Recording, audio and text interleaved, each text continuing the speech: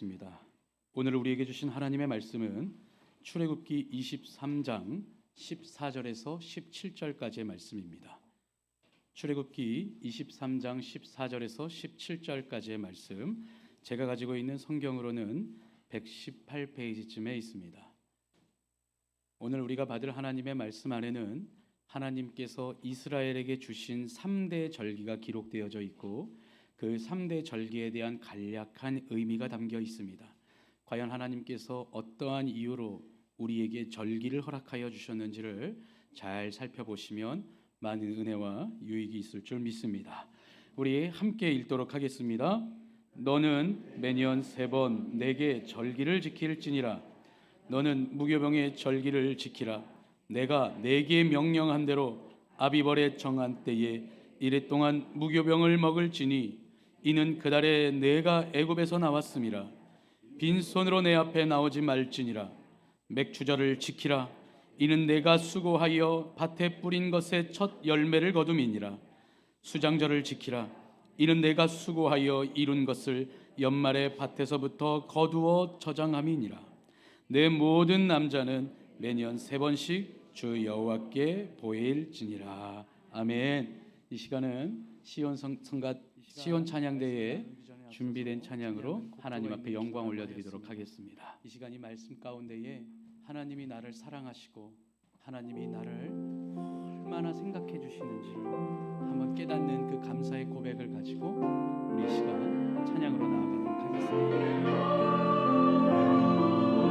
우리 가슴에 손을 얹고 하나님의 사랑을 깨닫기를 소망합니다. 우리 함께 찬양할까요? 하나님이 나를 사랑하심을, 하나님이 나를 사랑하심을 늘 깨닫게 하소서.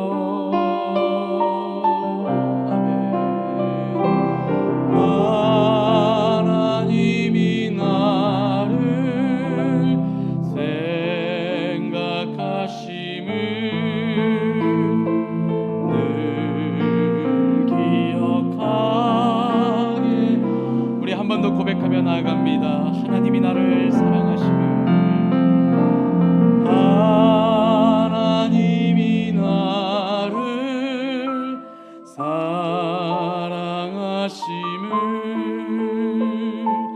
늘 깨닫게 하소서.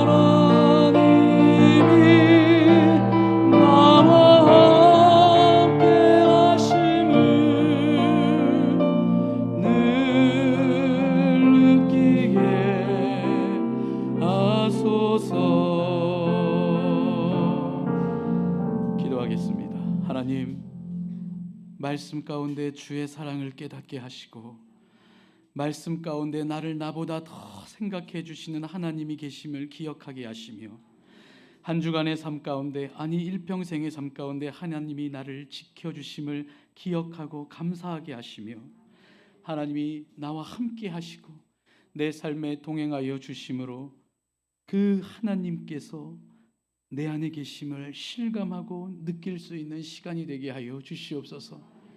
눈을 뜨게 하시고 귀를 열어주시고 마음으로 말씀을 받게 하여 주셔서 이 시간 그냥 왔다 그냥 가는 성도 하나 없이 다 풍성한 은혜 안에 있게 하여 주시옵소서. 예수님의 이름으로 축복하며 기도하옵나이다. 아멘. 할렐루야. 한 주간도 주님의 은혜 안에서 평안하셨습니까? 네. 여러분들이 아멘 소리가 큰 거 보니까 평안하셨던 것 같은데 한 번 더 물어볼까요? 사랑하는 주영광의 성도 여러분, 한 주간 주님의 은혜 안에서 평안하셨습니까? 아멘. 예. 날마다 우리가 성전에 올라가는 찬양 소리와 하나님이 나를 사랑하시고 은혜 주셨다라는 것에 감사로 화답하는 아멘 소리는 세상의 그 어떤 소리보다 클 때에 아름답고 영광이 있고 은혜가 있는 줄 믿습니다. 오늘 이 시간에는 첫 열매라는 제목으로 말씀을 전하도록 하겠습니다. 오늘 이 시간을 통하여서 절기에 대한 의미와 그 절기를 보내는 우리의 자세와 그 절기를 통하여서 하나님 앞에 드릴 감사와 그 은혜를 잘 갈무리할 수 있는 시간이 되시기를 다시 한번 더 주님의 이름으로 축복합니다. 한국교회 절기력 중에 다음 주에는 맥추감사 주일이 있습니다. 사실은 제가 이 담임 목사가 되기 전부터 이 맥추절에 대한 고민과 생각이 참 많았어요. 꼭 뭔가 이 말씀이 거슬리면 좀 용서하고 들으세요. 꼭 뭔가 절기니까 주보에 헌금 봉투 껴놓고 절기니까 헌금 좀 더 드리세요라고 들릴 것 같아요. 그렇게 보여지는 것 같아요. 그래서 과연 나는 이 담임 목회를 할 때 이 절기를 내가 어떻게 보내야 할까라는 참 많은 고민이 있었어요. 그래서 그 목회적인 고민과 여러 가지의 염려를 가지고 사실 지난 주일날 많은 기도 가운데 하나님이 저에게 주신 엄청난 음성이 있었습니다. 제가 감히 하나님께 감사로 나아가고자 하는 성도들을 방해하고 있는 것은 아닌가라는 마음이 확 들었어요. 우리에게 은혜와 축복을 주시는 하나님과 그 은혜와 축복을 받고 감사로 나아가는 성도 사이에 이 목사가 회방을 놓고 있는 것은 아닌가? 이 목사의 생각과 염려가 그 담을 쌓아놓고 있는 것은 아닌가라는 그런 마음을 주셔서 제가 이 시간 담력을 얻고 그렇다면 제대로 전하고 제대로 가르쳐서 제대로 준비된 절기를 하나님 앞에 드리는 것이 훨씬 더 중요하겠구나라는 마음을 주셨어요.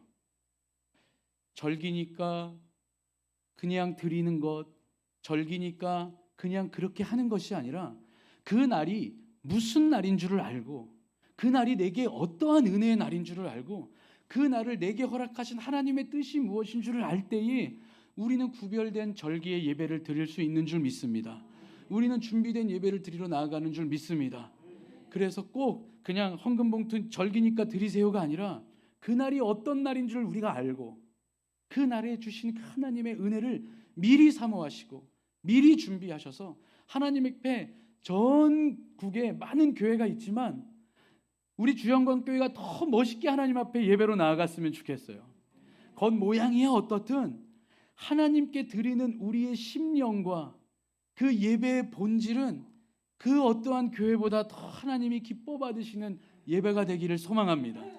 그래서 다음 주가 맥주 감사 주일이지만 제가 미리 전해드리는 거예요. 왜? 그날의 의미를 미리 아시고 미리 구별하시고 미리 준비하셔서 그날에 우리가 좀 하나님께 멋지게 좀 하나님 앞에 예배로 나아가기를 소망하는 이 목사의 마음을 여러분 잘 받아주셔서 절기니까 그냥 주보에 헌금 봉투 껴주는구나. 여러분 우리는 이 수준이 아니었으면 좋겠어요. 이 맥주 감사 주일이 어떤 날인 줄을 알고 그 감격 가운데 하나님 앞에 나아가실 수 있는 여러분들이 되시기를 주님의 이름으로 축복합니다. 그렇게 되기를 소망하는 마음을 가지고 엄청 기도하면서 이 말씀을 준비했어요. 사실은 오늘 제가 여러분들과 나누고 싶은 말씀이 있었어요.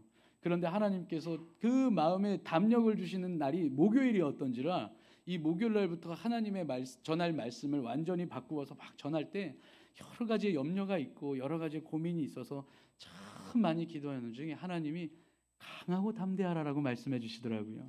그 말씀 카드가 제 성경에 꼽혀 있는데 그게 눈에 확 보이게 하시더라고요. 그래서 그 담력을 가지고 여러분들에게 말씀을 전할 때에 여러분들 역시 하나님께 나아가시는 그 담력을 얻고 은혜를 가지고 예배에 성공할 수 있는, 예배로 승리할 수 있는 여러분들 되시기를 다시 한 번 더 주님의 이름으로 축복합니다.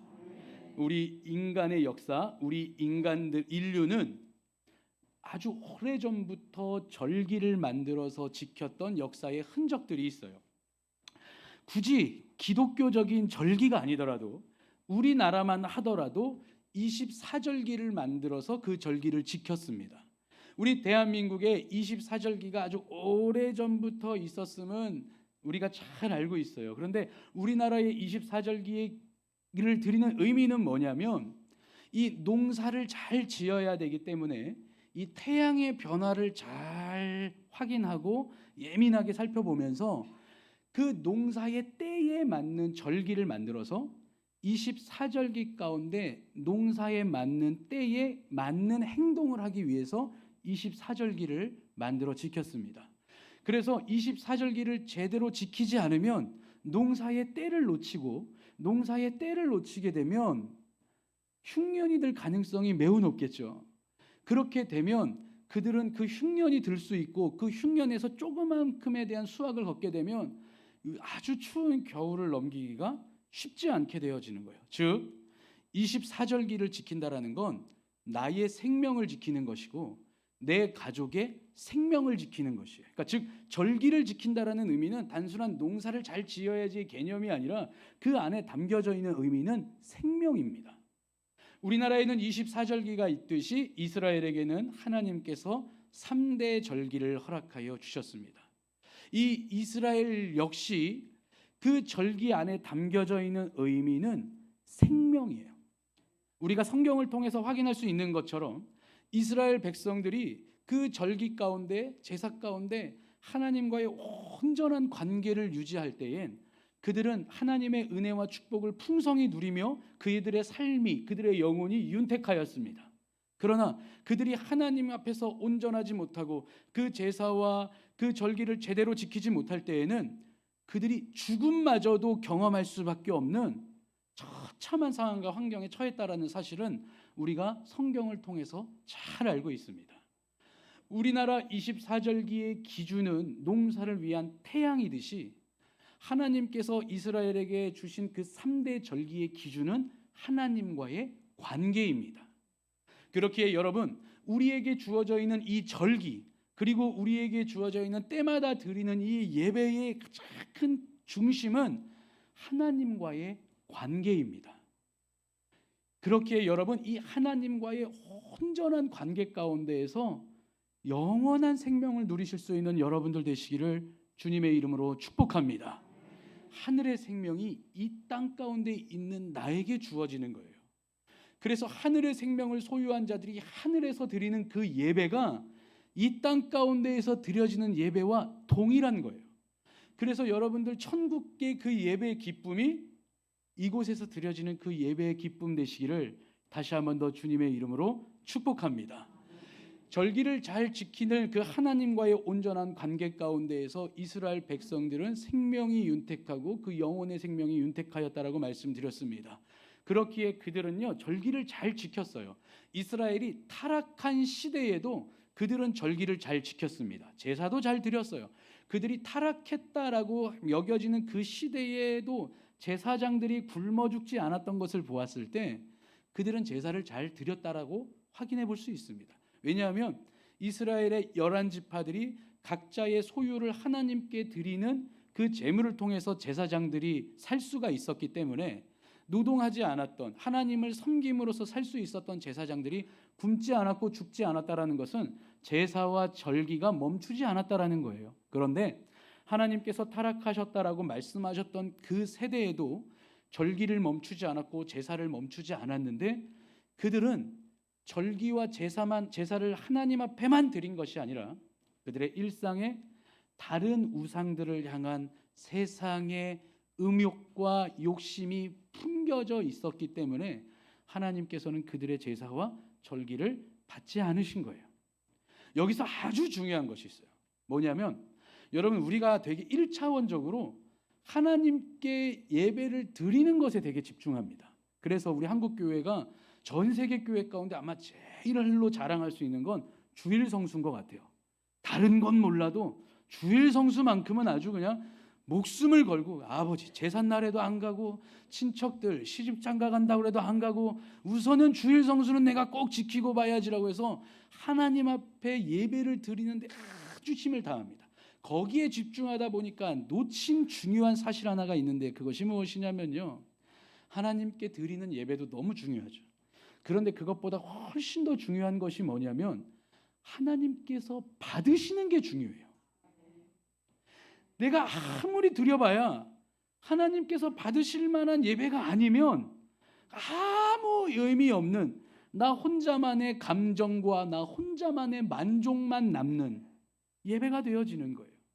그런데 그래서요 여러분, 내가 하나님 앞에 예배를 드리는 것도 중요하지만 더욱 중요하게 여기는 것은 하나님이 받으실 만한 예배, 받으실 때 기뻐하실 만한 예배를 드리도록 애쓰고 준비하셔야 돼요. 하나님께서 받으실 만한 예배, 받으실 때 기뻐하실 만한 예배가 무엇이냐면 구별된 예배입니다.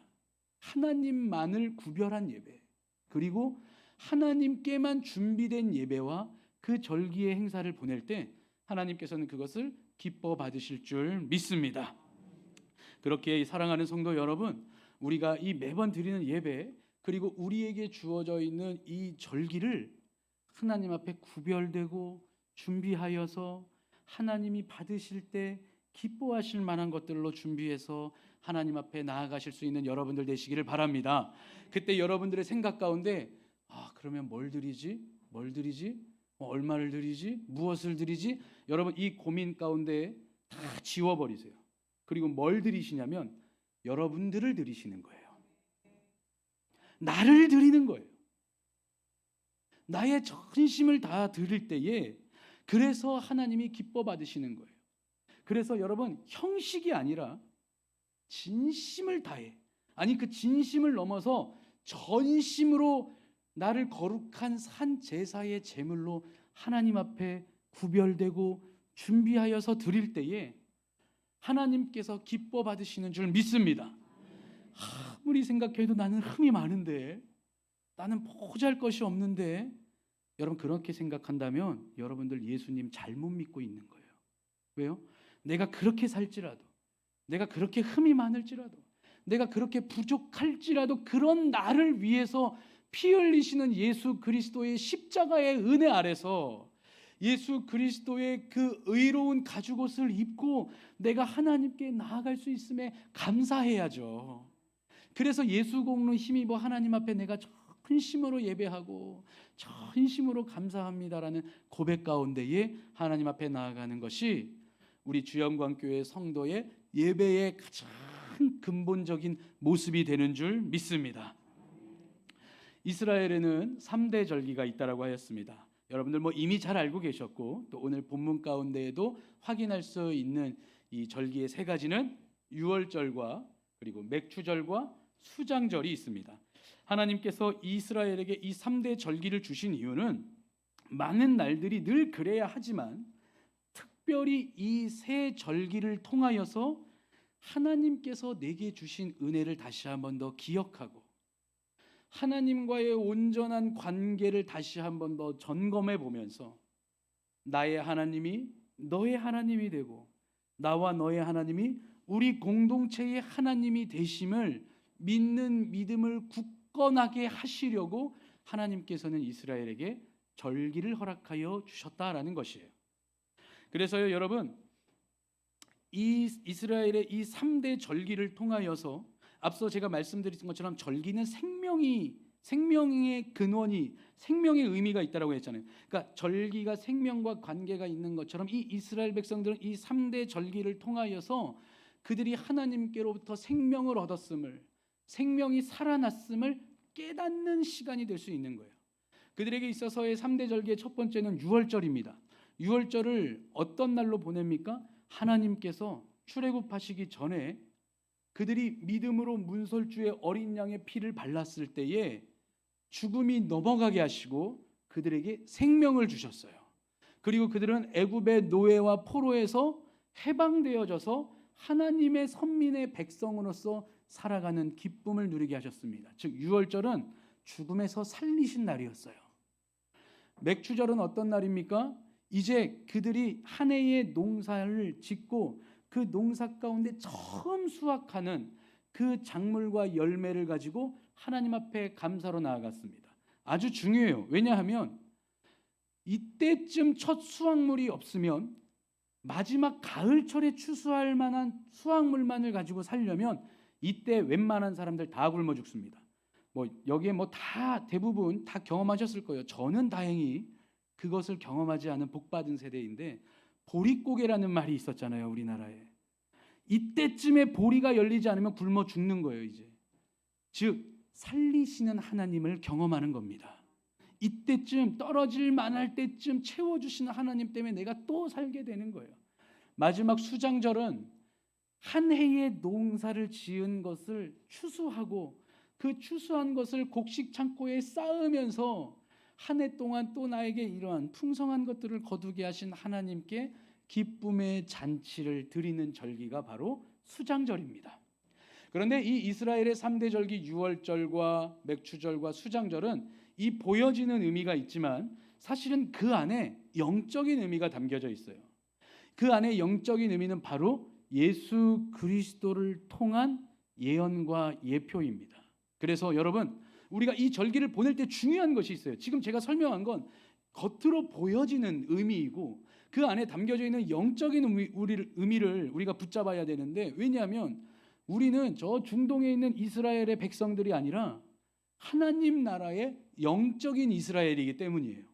그래서 우리 영적 이스라엘에게 주신 이 절기 안에 담겨져 있는 예수 그리스도의 은혜를 붙잡을 때 이 절기가 우리에게 은혜가 있는데, 여러분, 유월절의 어린 양 예수 그리스도께서 그 십자가에 흘리신 그 보혈을 통해서 우리 영혼의 문설주에 발라주심으로 죽을 수밖에 없는 우리들을 건져내 주시고, 죄와 사망과 마귀의 그 노예로 살아가고 종로로 타고 살아가는 우리들을 거기서 건져내 주시고 하나님 나라의 백성을 삼아 주시고 하나님의 아들 삼아 주시고 예수 그리스도의 친구가 되게 하셔서 우리를 죄에서 자유케 하시고 죽음에서 생명으로 주신 그러한 영적인 의미가 있는 절기입니다. 맥추절은요, 예수 그리스도께서 우리에게 부활의 첫 열매가 되신 기념이 있는 날이에요. 성령께서 우리를 첫 열매를 삼아 주시고 거두시는 날에 의미가 있는 날이고, 하나님께서 이 첫 열매들이 성령이거든 첫 열매들인 성도들이 모여서 예배할 수 있는 교회가 세워진 날입니다. 그리고 마지막으로 수장절은 그 성령께서 맺게 하시는 그 첫 열매들을 예수 그리스도의 재림의 때에 사방에서 부르셔서 추수하심으로 마지막 천국 창고에 우리를 쌓아주심으로 천국 잔치의 기쁨을 누리는 의미가 담긴 날이 바로 수장절이고 추수감사절이에요. 이렇게 깊은 의미가 있는데, 단순히 이 세상 살아갈 때에 먹을 거 하나 생긴 날, 단순히 이 세상 하나 살아갈 때에 하나 농사지은 거 감사하는 날, 이 정도 수준이 아니라 그 안에 담겨져 있는 영원과 하나님의 깊은 뜻을 여러분들이 붙잡았을 때 훨씬 더 풍성한 은혜를 누릴 수 있음을 기억하시고, 그 안에 담겨져 있는 예수 그리스도와 성령 하나님과 하나님 아버지의 사랑과 은혜와 축복의 의미를 붙잡고 나아가실 수 있는 여러분들 되시기를 주님의 이름으로 축복합니다. 그런데 이 맥추절은 겉으로만 보여지면 어쨌든 그 첫 열매를 거두는 날입니다. 그래서 굳이 맥추절이라고 하지 않고요, 이 출애굽기를 원어로 읽거나 영어 성경으로 읽으면 볼이라는 단어가 아니라 밀이라는 단어를 사용해요. 그래서 그 이스라엘은 밀을 추수하는 날입니다. 왜 그러냐? 한 해 동안 처음 심을 수 있는 곡식이 자라서 열매를 맺는 날이 이 맥추절, 초실절이라는 의미가 있는데요. 그런 생각해 보면 우리는 지금 농경사회를 살아가고 있지 않잖아요. 농경사회를 넘어서 산업사회도 이제는 넘어서 정보화 시대도 이제는 넘어서 지금은 4차 산업혁명 시대, IT 시대라고 해가지고 햄버거 하나만 사 먹으려고 가도 꼭 내가 멀뚱멀뚱 모니터 앞에서 내가 먹고 싶은 거 어디에 있는지를 모르겠고 버튼은 눌러야겠고 살기 귀찮고 힘든 시대 가운데 우리가 지금 살아가고 있는데, 그렇다고 한다면 우리에게 있어서의 첫 것을 하나님 앞에 드린다라고 하면 보통은 1월 마지막 주쯤에 첫 월급 탈 때쯤 드려야 맞는 것 아닌가라는 그런 재미있는 생각도 해보았습니다. 그런데요, 사실 이 맥추절을 성경적으로 보게 되면 이 맥추절을 부르는 여러 가지의 날들의 이름이 있어요. 초실절이라고도 부르고요, 이 날을 칠칠절이라고도 부르고요, 이 날을 오순절이라고도 부릅니다. 같은 날이에요. 여러분 이렇게 이 절기를 헷갈리시는 게 같은 날을 막 다르게 부르는 거예요. 우리나라도 그렇게 이야기할 때가 있죠. 추석을 뭐라고 그러나요? 한가위라고도 하고 대보름날이라고도 하고 아무튼 막 그렇잖아요. 어쨌든 그런 것처럼 이 같은 절기를 같은 날인데 다르게 부르는 거기 때문에 헷갈리는데 같은 날이에요. 여러분 초실절이라고 부르는 그 의미는 첫초 과실 실자 해가지고 첫 열매를 맺는 날, 첫 열매를 드리면서 감사해야 하는 날로 그렇게 우리가 부를 수 있는 날입니다. 그리고 칠칠절은요, 이스라엘의 그 일기를 보게 되면 6월절로부터 50일째 되는 날쯤에 이렇게 맺혀진다고 하더라고요. 열매가. 그래서 한 주간이 7일이잖아요. 그리고 7일이 한 주, 7주가 49. 그래서 77에 49 해가지고 77절이라고 하는 것이고, 마찬가지로 6월절로부터 50일이 되는 날이기 때문에 오순절이라고도 말하고 있습니다. 그런데 여러분들 잘 아시는 것처럼 오순절에 어떤 사건이 일어났죠? 성령이 강림하셨어요. 그래서 우리 한국교회의 올해 교회력 가운데에는 오순절은 6월 첫 주였습니다. 제가 우리 교회에 부임한 날이었어요. 아주 의도적이었죠. 정말로 좀 의도적이었어요. 성령께서 강림하신 날에 말씀 들고 이 자리에 서고자 했어요. 좀 의도가 있었습니다. 물론 뭐 빨리 오라고 그래가지고 그러긴 했지만 하나님께서도 그러한 날을 허락하여 주셨고 저도 그러한 의도가 있었던 날인데, 그렇다고 한다면 지금 성경적인 오순절, 칠칠절, 맥추절, 초실절을 따지면 올해로 따지면 언제인 거예요? 6월 첫 주인 거예요. 그런데 우리는 성경적인 날짜가 아니라 왜 7월 첫 주에, 왜 다음 주에 맥추감사주의를 보내는가 의아해하실 텐데, 이 땅 가운데 복음 들고 오신 선교사님들이 복음의 현지화, 선교의 현지화라는 전략이 있어요.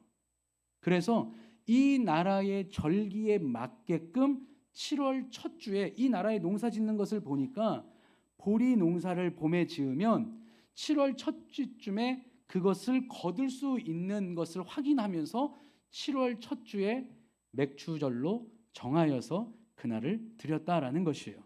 여러분 제가 하나 좀 보여드리려고 갖고 왔는데, 아이고 하나님이 저보고 이 설교하라고. 이게 뭔지 아세요? 이게 블루베리거든요. 이거 어디서 난 줄 아세요?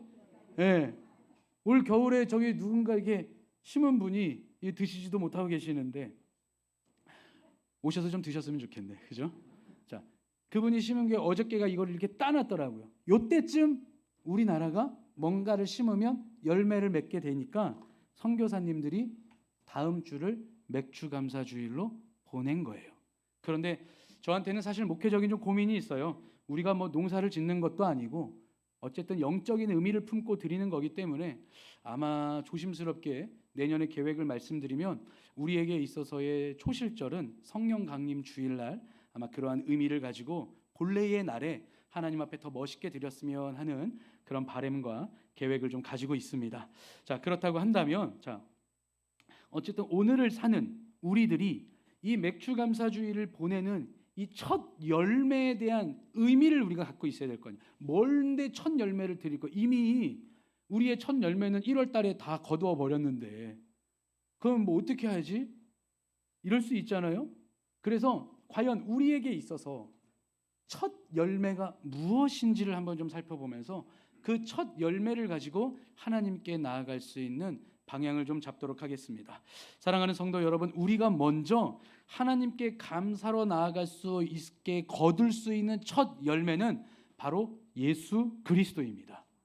이게 뭔 말인가 싶겠지만은요, 여러분 고린도전서 15장 20절 말씀을 보게 되면 이렇게 말씀하고 있어요. 그러나 이제 그리스도께서 죽은 자 가운데서 다시 살아나사 잠자는 자들의 첫 열매가 되셨도다. 부활의 첫 열매가 되신 예수 그리스도가 우리 손에 거두게 되게 하나님께서 허락해 주신 거예요. 그러니까 우리의 영적인 손에 우리가 지금 무엇을 수확한 거예요? 예수 그리스도의 부활의 첫 열매를 우리가 소유할 수 있게 되었다라는 거예요. 나는 아직 부활하지 않았는데요, 나는 아직 죽지 않았는데요 라고 하실 수 있겠어요. 그런데 하나님께서는요, 하나님의 시간은 무궁하고 영원하세요. 영원하다는 말은 처음도 없고 나중도 없다라는 말이거든요.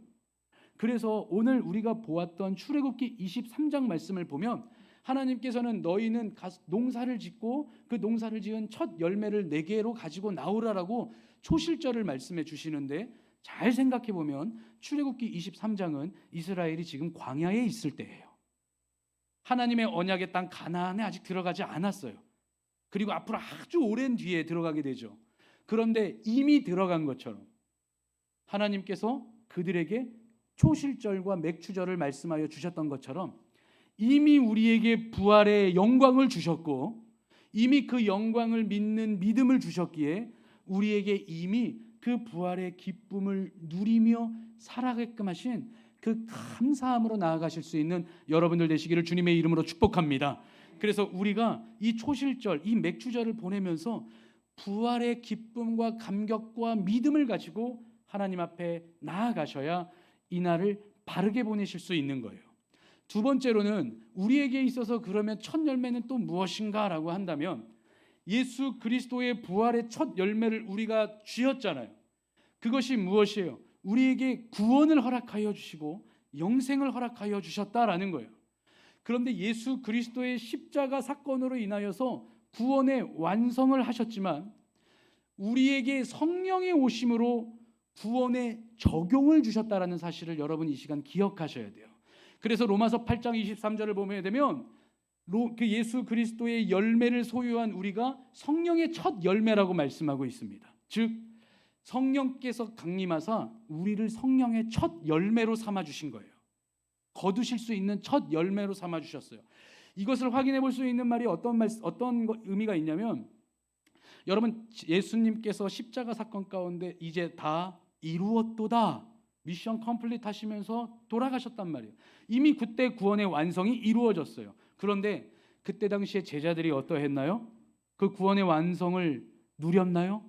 구원의 완성의 기쁨을 누렸나요? 아니요. 그들은 세상에 즐겁하고 세상에 겁먹고 각자 살아가려고 흩어져 버렸습니다. 그런 그들에게 성령이 임하는 순간 어떻게 됐나요? 베드로가 담력을 얻어 그 솔로몬의 행각에서 너희들이 예수 그리스도를 십자가에 못 박혀 죽이지 아니하였냐라고 하며 성령에 힘입어 하나님의 말씀을 전하고 예수 그리스도를 증거하였어요. 이게 어떻게 된 일일까요? 성령이 구원을 적용해 주셨기 때문이에요. 그래서 그 성령이 우리를 첫 열매 삼으셔서 우리를 구원으로 거두어 주신 날이에요. 그래서 우리가 성령의 첫 열매가 돼서 성령의 첫 열매되는 우리들이 모인 이 공동체가 교회고, 성령께서 강림하신 그 오순절날 이 땅에 교회가 세워진 것입니다. 그래서 여러분 이 날을 보내면서 성령께서 나를 예수를 믿게 하시고 성령께서 나를 하나님을 아버지라 예수를 그리스도라고 고백할 수 있도록 나를 첫 열매로 거두어 주신 그 은혜에 감사하고, 그것을 감사할 수 있는 우리 공동체를 허락해 주시고 나에게 이 교회를 세워주셨음을 감사함으로 은혜로 나아가실 수 있는 날이 되셔야 그 날의 참된 의미를 가지고 하나님 앞에 기쁨으로 나아갈 수 있다라는 것이에요. 그런데 이것을 예수 그리스도께서 우리에게 부활의 첫 열매가 되시고 그것이 우리에게 주어졌음을, 또 성령께서 강림하셔서 그가 우리를 첫 열매로 삼아 주셨음을 우리가 어떻게 할 수 있을까요? 말씀을 통해 할 수 있습니다. 여러분 모세가 출애굽을 한 뒤에 시내산에 올라가 하나님의 율법을 받습니다. 십계명을 받죠. 그날이 어떤 날이냐면 6월절로부터 된 50일입니다. 그래서 아주 하나님은 의도적으로 이 날을 그렇게 역사하셨어요. 모세가 하나님으로부터 시내산에서 율법을 받은 날이 6월절로부터 50일째 되는 날, 모세는 율법을 받고 그 율법을 가지고 내려오게 되었어요. 여러분, 하나님께서 율법을 주시는 의미가 무엇입니까? 율법은 하나님 나라의 법의 모형이에요. 하나님 나라의 법의 모형, 그 모형이 내게, 그 법이 내게 적용되었다라는 사실은 내가 그 나라의 국민이라는 증거예요. 여러분, 저는요 20대 초반에 군대를 갔다 왔어요. 가고 싶어서 간 것만은 아니에요. 나라에서 가라고 그랬기 때문에 간 거예요. 왜 그럴까요? 법이 그래요. 그런데 저는 20대 초반의 시절 외국에서 유학 생활을 보내고 거기서 대학 공부를 했는데, 똑같은 전대, 똑같은 한국인인데 그 친구의 국적은 미국인이었어요. 형 잘 갔다 와 이러고 저를 보내주더라고요. 왜 그럴까요? 그 친구는 국적이 미국인이어서 똑같은 한국인의 피가 흐르고 있음에도 불구하고 미국의 국적을 가지고 있었기 때문에 그는 한국의 법이 아니라 미국의 법이 적용되었기 때문에 그 아이는 군대를 가지 않았어요. 즉 다시 말하면 법이 적용된다라는 건 그 나라의 국민 되었음을 확인할 수 있는 거예요. 하나님 나라의 법, 하나님 나라의 법이 내게 적용되었다라는 사실은 어떤 의미가 있는 거예요? 내가 하나님 나라의 백성이 되었다라는 거예요. 하나님께서는 하나님 나라의 백성이라고 삼으시려고 그 선민이라고 초대한 그 이스라엘에게 율법을 주셨다면, 이제 예수 그리스도 안에서 구원을 받고 그 구원을 통하여서 하나님 나라의 백성이 된 우리들에게는 하나님께서 말씀을 주셨어요. 그래서 이 오순절 성령께서 강림해 주셔서 성령께서 우리를 첫 열매로 삼아 주시고, 그것만으로도 감사한데 성령께서 사용하시고자 하시는 사람들에게 영감을 불어넣어 주셔서 성령의 영감 가운데 이 말씀을 주신 날이다라고 여러분들 기억하시고, 그날에 내게 주신 말씀이 내 안에 있음을 감사하시기를 주님의 이름으로 축복합니다. 여러분 잘 보세요. 세상 모든 사람들이 성경 가질 수 있어요. 그런데 누구나 다 가질 수 있냐고요? 아니요. 성령이 역사하셔야만 이 성경을 가질 수 있어요. 세상 누구나 다 복음 들을 수 있어요. 그러나 누구나 다 그 복음 안에서 믿음으로 반응하는 것은 아니에요. 성령께서 우리를 첫 열매 삼아 주시고 첫 열매의 구원에 적용을 해 주실 때 그 복음이 내게 믿음으로 들려지는 것이죠. 그 복음의 핵심이 뭐예요? 예수 그리스도입니다. 바로 이 초실절에 우리의 첫 열매가 무엇이냐면 예수 그리스도, 그리고 그 예수 그리스도를 믿게 하시고자 우리를 첫 열매로 거두어 주신 성령님, 그리고 그 성령께서 내게 주시는 이 말씀을 통하여 내가 하나님 아버지의 자녀가 되었고 하나님 나라의 백성이 되었음을 기억하시고 그 의미를 가지고 맥주 감사주의를 보내실 때에 하나님의 풍성한 은혜와 사랑을 더 누리게 될 줄 믿습니다. 그러한 상황 가운데에서 이 영적인 의미를 붙잡았을 때 하나님은 일반 은총적인 삶의 풍성함, 삶의 구체적으로 나타나는 열매를 허락해 주실 줄 믿습니다. 그렇다고 한다면 이 맥주 감사주의를 보내면서 우리에게 있어서의 첫 열매는 무엇인가 하냐고 한다면 바로 삶의 축복이 우리에게 있어서 첫 열매가 되는 줄 믿습니다. 하나님께서는 여러분들에게 축복해 주실 줄 믿습니다. 열매를 거두었다라는 것이 무엇인가요? 하나님이 거두게 하셨으니까 거두는 거예요. 잘 생각해 보세요. 왜 농경사회에 그렇게 절기가 중요했을까요? 이른 비가 내리지 않으면 땅에 씨앗을 심을 수가 없어요. 땅이 딱딱하니까. 늦은 비가 내리지 않으면 심은 씨에 싹이 트지 않고 메말라 버립니다. 때에 맞는 것이 때에 맞게 적용되고 움직여져야 결실을 거둘 수가 있는 거예요. 여러분, 복이라는 한자어가 있는데요. 그 복이라는 한자어를 보게 되면 이렇게 여러분 한번 머릿속에 그림을 좀 그려보세요. 어느 정도 아실 테니까. 그렇게 볼시자가 이렇게 쓰여져 있고 한일자, 입구자, 밭전자로 쓰여진 것이 바로 복복자입니다. 그것을 풀이해서 동양사상적으로 복이라는 것이 무엇인가라고 말씀을 드리면, 밭에서 나온 수확물을 가지고 한 사람의 입을 채우는 게 복이에요.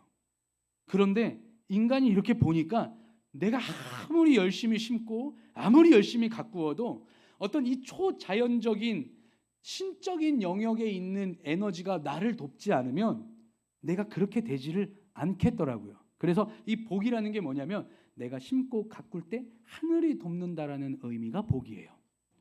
즉 이게 되게 우리 성경적인 건데요.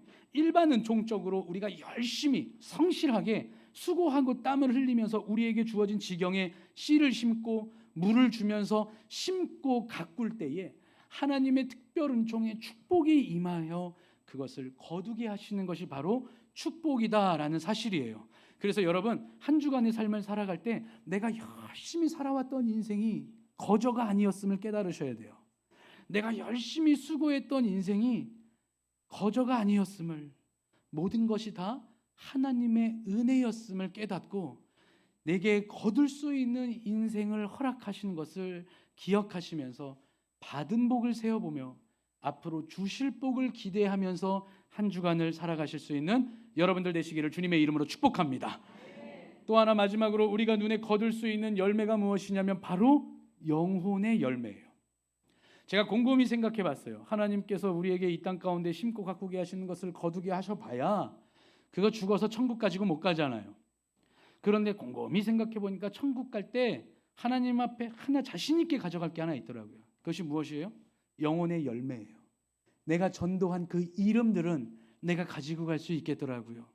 그래서 여러분 이 맥주 감사주의를 보내면서 이 한 해 상반기 동안 나는 어떤 영혼들을 추수할 수 있는가, 어떤 영혼들을 열매 맺었는가를 한번 생각해 보실 필요가 있어요. 정말 이 말씀을 전할 때에 하나님께서 민망해하지 않게 하시고자 하나님께서는 지난주에 우리 교회에 2022년 그리고 또 이성은 목사가 부임한 후 1호의 등록 성도를 보내주셨어요. 그래서 제가 이렇게 당당하게 설교할 수 있는 거예요. 그래서 주중에 제가 전화 신방할 때 고맙다고 그랬어요. 1호가 돼가지고 제가 거기에 담력을 얻어서 제가 이렇게 말씀을 드릴 수 있는데 하나님께서 이때쯤에 우리에게 첫 열매를 주신 것도 하나님의 의도가 있어요. 왜? 이제 우리가 상반기 동안은 어쩔 수 없어요. 그런데 이제부터라도 심고 가꾼 것을 거두는 수장절, 추수감사주일이 있습니다. 우리 그때에는 하나님 앞에 영혼의 추수로 하나님 앞에 기쁨으로 나아가시기를 주님의 이름으로 축복합니다. 그래서 오늘부터 여러분 태신자 놓고 기도하세요. 영혼은요 내가 할 수 있는 게 아니에요. 아무리 밥사 먹이고 아무리 좋다 해도 여기까지는 오죠. 그런데 그 믿음은 하나님께서 선물을 주셔야만 그 영혼이 하나님께로부터 뿌리를 내리고 열매를 맺을 수 있게 되어지는 거예요. 그래서 그를 위해 기도해야 돼요. 지금부터 하나님 문 밖에 서서 두들기시는 주님의 음성을 그가 듣기를 원합니다. 그래서 그가 그 문을 열어 주님을 초대하고 주님과 함께 더불어 먹고 마시는 천국의 만찬의 기쁨을 누릴 수 있는 인생이 되게 해달라고 지금부터 기도하고 기도해야 성령의 역사가 그에게 또 첫 열매가 되게 하신다라는 것이에요. 그래서 여러분 우리 태신자 놓고 많이 기도합시다. 그래서 우리 추수감사주일에는 그냥 오지 말고 영혼의 이름을 가지고 내가 추수하는 그 영혼을 가지고 하나님 앞에 나아갈 때 더 천국잔치의 기쁨을 누리게 될 줄 믿습니다. 사랑하는 성도 여러분, 어떨까요? 오늘 이 시간이 그냥 무엇인가를 하나 좀 배우고 가는 시간이지 않았나라는 아마 그러한 의도를 좀 가지고 있어요. 마음이 막 뜨거워지고 막 그러지는 않아도 제가 이 시간 의도를 갖고 있는 건 뭐냐면 제가 아내랑도 그런 이야기를 했는데 곰곰이 생각해 보니까 이 특별한 어떤 성경 공부 시간이 아니면 절기가 어떠한 날인지를 잘 모르는 성도들이 너무 많더라고요. 이 설교 시간을 통하여서 이렇게 공부하도록 가르치는 곳이 아마 많지는 않을 거예요. 그런데 제가 일부러 이랬어요. 일부러 이 주일 시간에 제대로 알아야 제대로 드리죠. 하나님은 실제 계신 분이잖아요. 예배와 신앙생활은요 관념적인 것이 아니에요. 한 신화의 이야기가 아니라 실제로 내 앞에서 보좌에 앉으신 하나님께 실제로 내가 나아가는 건데 그냥 나가니까 그냥 나가는, 그냥 옆집 가니까 가고 저렇게 가고, 여러분 저는 우리 성도들이 그러지 않기를 원해요.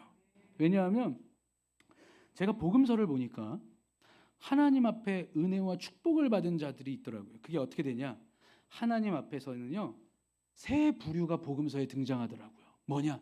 처음엔 수많은 무리들이 예수를 따르더니 그 사람들이 누군지도 모르게, 누군지도 써있지도 않아요. 남잔지 여잔지도 몰라. 그냥 수많은 무리들이 예수를 따르더니 그 사람들이 어떤 사람이었을까요? 뭔지도 몰라요. 예수의 복음이 뭔지도 몰라요. 예수님이 왜 저기서 저 말을 하시는지 관심도 별로 없고 그냥 남들이 좋다니까 그냥 따라가는 거예요. 그게 수많은 무리들이죠. 그리고 거기서 조금 더 구별된 자들이 있습니다. 예수님의 능력을 믿는 거예요. 그래서 어떠한 의지를 가지고 하나님 앞에 나아가서, 예수님 앞에 나아가서 은혜를 얻는 자들은 별명이 기록되어져 있더라고요. 12의 혈루증을 앓는 여인, 안진뱅이, 눈먼 자, 뭐 이런 식으로 누군지는 잘 모르겠는데 어떠한 특징이 있는지는 알 수 있는 별명이 기록되어져 있어요. 자, 그런데 그 어떠한 의지를 가지고 예수님께로 나아가 그 예수님으로부터 고침과 나음과 해결을 받은 뒤에 그대로 끝나는 것이 아니라 예수를 따르는 자들은 이름이 기록되어져 있더라고요. 바디메오, 마리아, 삭개오. 그러면 왜 하나님이 말씀에 그 사람들의 이름이 기록하셨을까? 하나님의 생명록에 그들의 이름이 있기 때문인 줄 믿습니다. 그래서 저는요, 우리 주영광의 성도들이 수많은 무리로 살아가지 않기를 원해요. 그냥 저 용현동에 저기 파마머리 김집사 요 정도로 기록되지 않기를 원해요. 하나님이 그 이름을 불러주시고 그 이름을 기억하시고 그 이름을 생명록에 기록한 예수를 전심으로 따르는 자들이 한 사람 한 사람 한 사람이 모여 이 자리에 있기를 간절히 소망해 봅니다. 제가 성도들 많이 나오게 해주세요. 얼마나 기도했는지 몰라요. 새벽에요, 늘 나오시던 분 안 나오면 공허해요. 오늘도 더 채워지겠지 했는데 오늘도 많이 주셔서 기분이 좋은데 오늘 1부 때는 띵했어요. 2번씩 드리세요. 여러분들 2번씩 안 되겠어. 2번씩 드리세요. 그런데 제가 새벽에 하나님 우리 성도들 많이 나오게 해주세요. 자리 많이 차게 해주세요 라고 막 기도할 때 하나님이 저한테 큰 마음의 울림 하나를 주셨어요. 그게 뭐냐면 많이 나오는 게 뭐가 그렇게 너에게 중요하니? 나온 한 사람이 은혜를 받는 게 중요하지 않겠니라고 저한테 말씀하시더라고요. 제가 그래서 오늘 이 말씀을 담력을 얻어서 준비한 거예요. 아, 목사님이 헌금 더 내나 보다. 아, 목사님이 이 절기를 뭐 하나 보다. 이렇게 들으실 귀가 있으면 어쩔 수 없어요. 그런데 이렇게 제가 담력을 얻고 전할 때, 아, 이 절기가 그러한 예수 그리스도의 부활의 그 영광과 기쁨과 성령님이 나를 거두어 주신 것에 대한 감격과 나에게 말씀을 주시고 이 교회를 주신 것에 대한 영광이 내 안에 있어서 그 기쁨과 감사와 만족을 가지고 하나님 앞에 반드시 내가 구별되고 준비해서 나아가리라는 그 은혜 받은 한 사람이 있으면 제 할 일을 하는 거라고 생각해서 이렇게 담력을 가지고 여러분들 앞에 나왔습니다. 그런데 한 사람만이 아니라 우리 모두가 다 그 하나님이 찾으시고 부르시는 한 사람이 되기를 주님의 이름으로 축복합니다. 사랑하는 성도 여러분, 믿음은 바라는 것들의 실상이요 보이지 않는 것들의 증거니라고 하셨습니다. 우리에게 주신 그 믿음을 가지고 부활의 열매를 소유하고 성령께서 나를 거두어 주신 그 믿음을 가지고 한 주간 하나님 앞에 감사로 나아가시고 그 감사를 통하여서 구별된 은혜와 구별된 예배와 준비된 것을 하나님 앞에 드리기를, 그 준비된 것은 곧 나임을 기억하면서 나를 하나님 앞에 거룩한 산 제사의 제물로 드릴 수 있음을 하나님 앞에 잘해서 살아가실 수 있는 한 주가 되시기를 주님의 이름으로 축복합니다. 우리 이 시간 함께 찬양으로 나아가기를 원하는데요, 오늘 말씀을 기억하시면서 여러분들이 얼마나 소중한 존재인 줄 아세요? 여러분들은 예수 그리스도의 부활의 열매를 소유한 자예요. 성령께서 여러분들을 열매를 삼으셔서 거두어 주신 분이에요. 예수 그리스도의 피값으로 세워진 이 교회의 탄생을 우리 때문에 세워주신 거예요. 그런데 세상 가운데에 이렇게 살고 저렇게 살다 보니 부딪히고 넘어지고 그러다 보니 찌들고 찌들어서 내가 어떠한 존재인지도 모르고 하나님 앞에 내가 어떠한 영광과 감사가 있는지도 모르고 살아간다면 하나님 너무 속상하실 것 같아요. 우리 이 찬양으로 고백하며 나아갈 때 하나님 내가 얼마나 소중한 존재였는지를 깨닫게 하시고 그 하나님께 또 하나의 열매를 드릴 수 있게 하여 주시옵소서. 우리 그렇게 곡조가 담긴 기도를 찬양으로 함께 하기를 원합니다.